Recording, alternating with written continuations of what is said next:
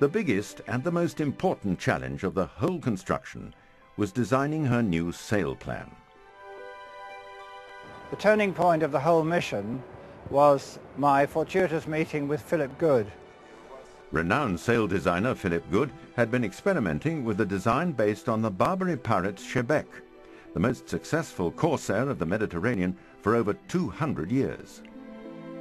It was Philip's enthusiasm for the rig of the Barbary coast pirate ships, the shebek, that convinced me that if we were to incorporate this onto the Pelican, we had a runner for the future.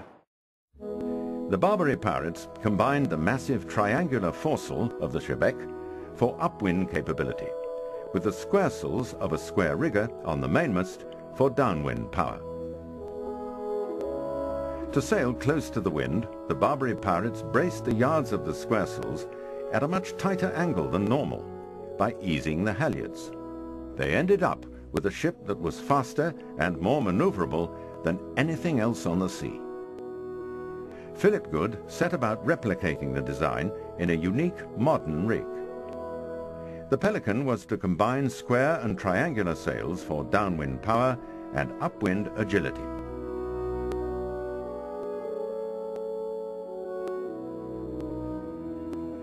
The design was tested in Mallorca on a 1/20th scale model. In trials, the 3.5-meter Pelicanina was perfectly balanced. Like all square riggers, she was powerful and stable downwind.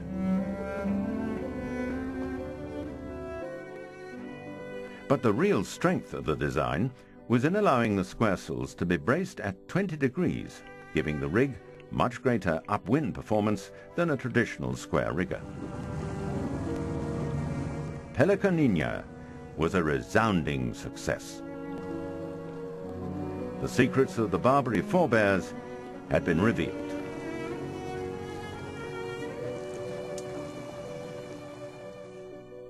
It was time to translate this discovery into the full-size tall ship Pelican.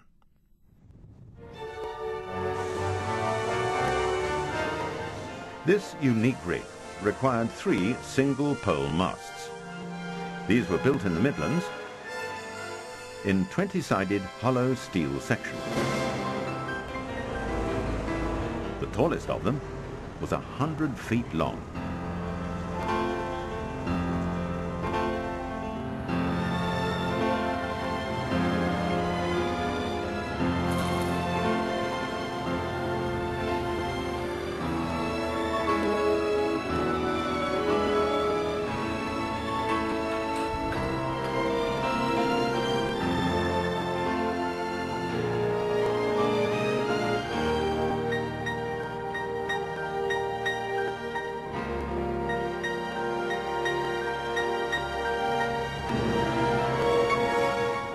Finally, after 12 years, 3 miles of rope and wire, and more man-hours than can be counted, tall ship Pelican was ready to set sail on her maiden voyage.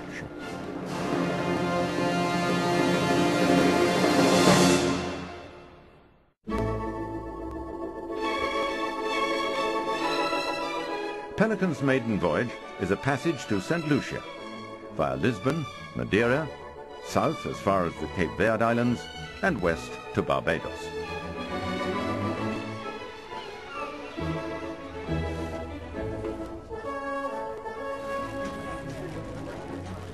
We love you.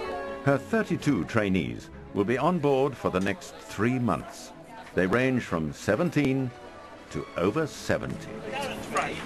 Their skipper on the maiden voyage is Darren Knaggs. It's an absolutely life-changing experience from day one. I mean, they're in a hostile environment, or potentially hostile environment.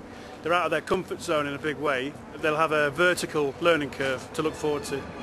As they cross the Atlantic, the trainees will learn how to handle the sails and experience the excitement of sailing a tall ship.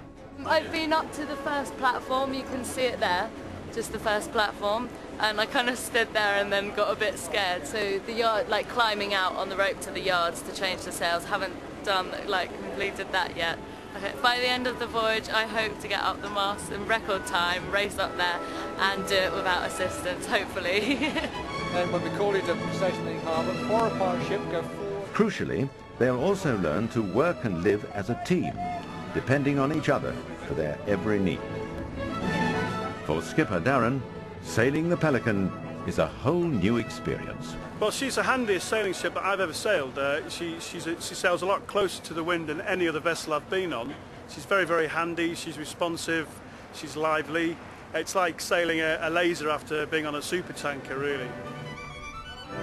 Pelican is owned by a partnership of individuals whose lives have taught them that being at sea, close to nature, with the exhilaration of sailing a tall ship, is an inspirational experience.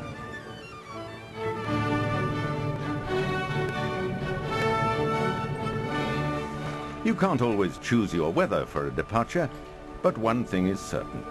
On the Pelican, every day is an adventure.